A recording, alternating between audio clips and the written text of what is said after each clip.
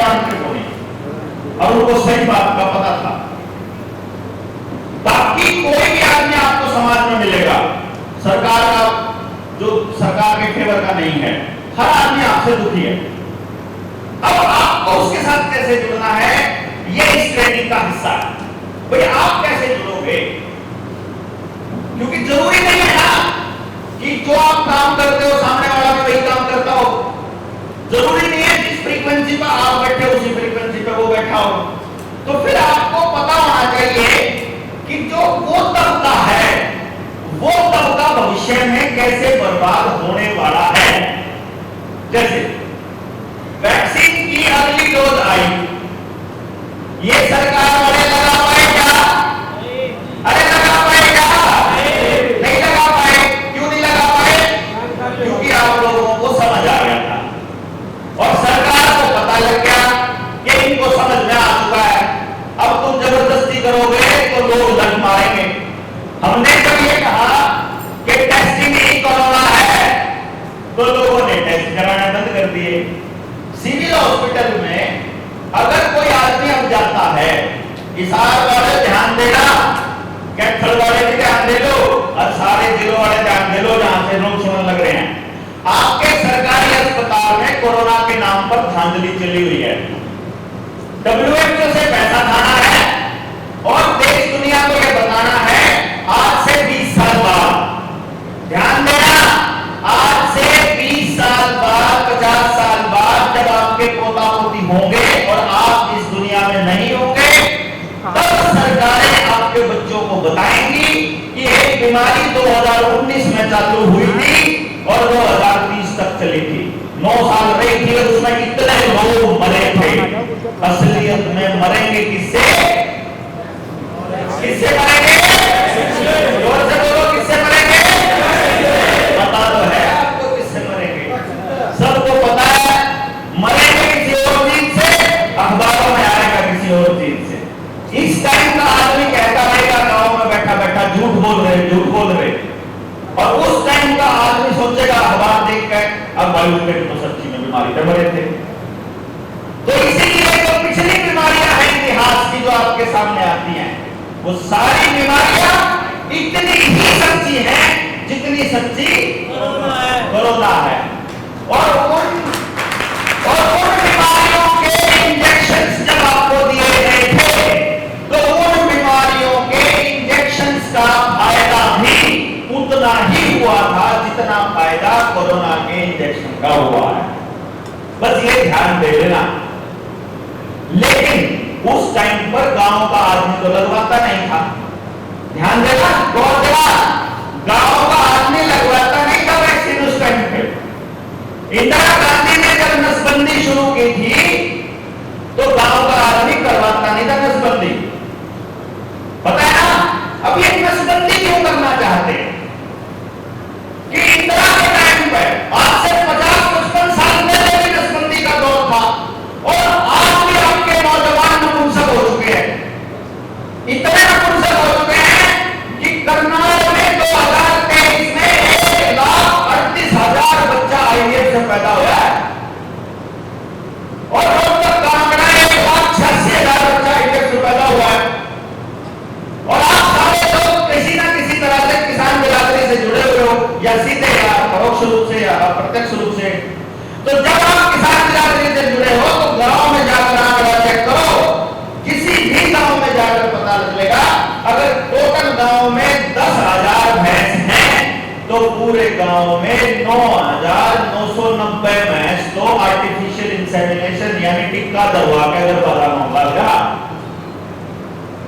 कोई 1%, 2% ये आंकड़ा होगा जी।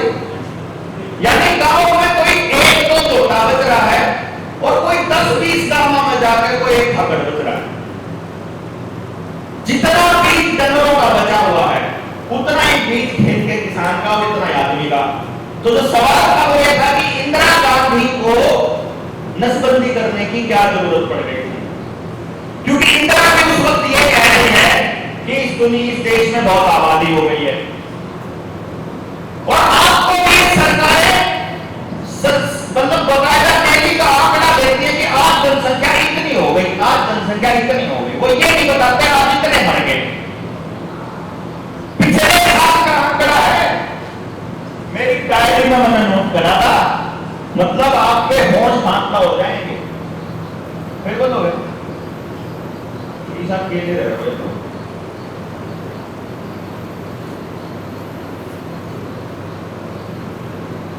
पिछले साल जब हमने आंकड़ा दिया था ना, पिछले साल का आंकड़ा ये कहता है कि 10 लाख बच्चा तो गलत इलाज की वजह से मरा।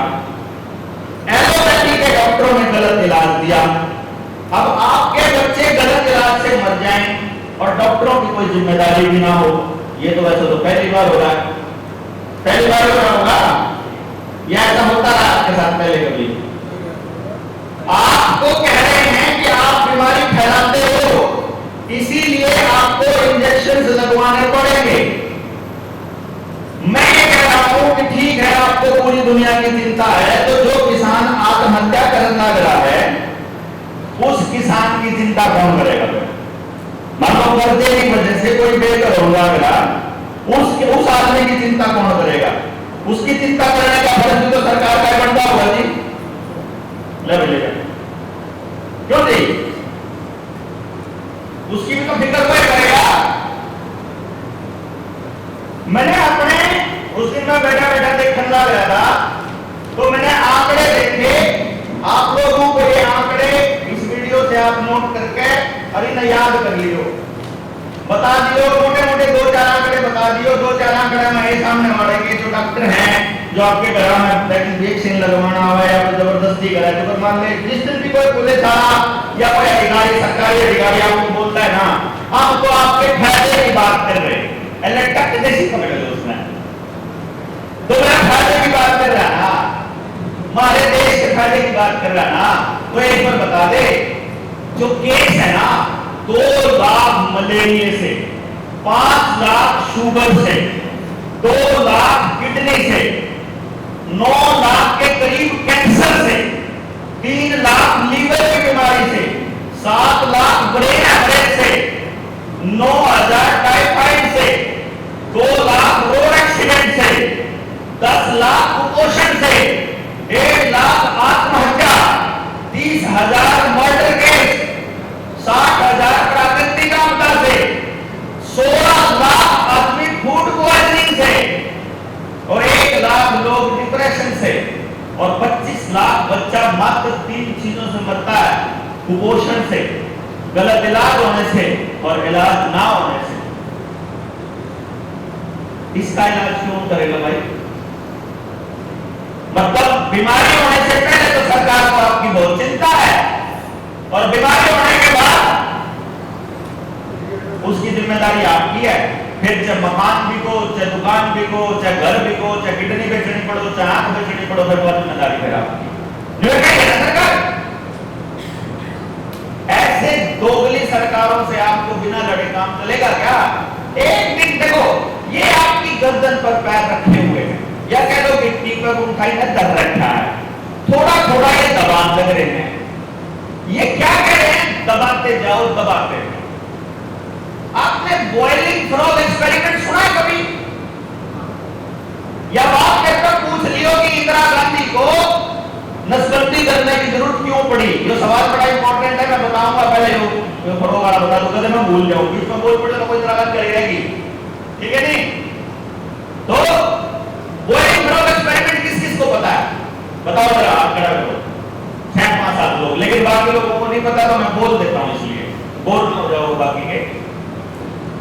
एक मेंटल को यदि किसी बर्तन में पानी के किसी बड़े टब में अगर रख दिया जाए और नीचे से बर्तन के नीचे आग लगा दी जाए और उस पानी को गर्म करते रहें, तो वो मेंढक की खासियत क्या है कि पानी में वो पानी की क्या खासियत होती है कि जो जोहड़ का, तालाब का, झील का पानी होता है, ऊपर अगर गर्म हो तो नीचे थोड़ा ठंडा होता है। और अगर कहीं पानी गर्म पानी में अगर चला जाए, वो ये जैसे अपनी जीरी में दिन में गर्म कराएंगे अगर पानी आप कान में ना, तो सूरज मतलब रोशनी जो है वह उसको गर्म कर देगी, जब पानी देवांगे आप खेत में, तो खेत में पानी खड़ा है, उसमें मेंढक भी है, तो रात में वो मेंढक उस खेत पानी में है, दिन में वो पानी गर्म होगा धीरे धीरे सूरज की गर्मी से, तो मेंढक उस गर्म पानी से बाहर नहीं भागता। मेंढक क्या करता है, उसके अंदर वो मेटाबॉलिज्म को फास्ट करके अंदर अपनी आग जला लेगा और अंदर शरीर को गर्म कर लेगा।